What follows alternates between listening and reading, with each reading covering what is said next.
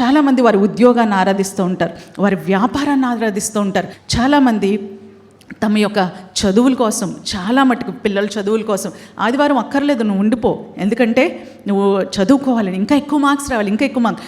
ఆదివారం ఒక్కటే దేవుడు తన కోసం అడుగుతున్నాడు. 7 దినాల్లో 6 దినాలు నీ కోసం నువ్వు ఖర్చు చేసుకో, ఒక్క దినం నా కోసం ఆరాధనా సమయాన్ని, ఆరాధనా దినాన్ని నువ్వు పాటించవా?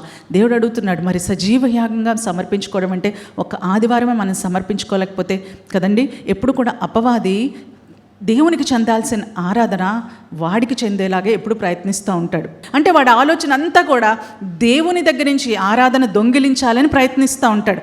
అలా జరగని పక్షంలో మనం సాతాను ఆరాధకులం కాదు. అలా జరగదు అని వాడు ఎరిగినప్పుడు వాడు ఏం చేస్తాడంటే, ఏదో నీకు ఇష్టమైనది, నీ మనసుని ఎరిగిన వాడు నీకు ఇష్టమైనది ఏదో నీకు చూపిస్తూ ఉంటాడు. అది ఒక టీవీ రూపంలోనో, ఒక యూట్యూబ్ రూపంలో, ఒక ఇన్స్టాగ్రామ్ రీల్స్ రూపంలోనో.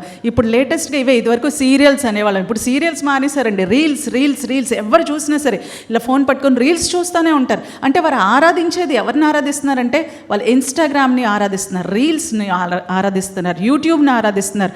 ఇంకా చూసినట్లయితే ఫొటోస్, కొంతమంది సెల్ఫీలు పిచ్చి ఉంటుంది కదా, సెల్ఫీలు వారే ఆరాధించుకుంటూ ఉంటారు. అది అపవాది యొక్క బుద్ధి కదా. కానీ దేవునికి చెందాల్సిన ఆరాధన ఏ మనిషికి చెందడానికి వీల్లేదు.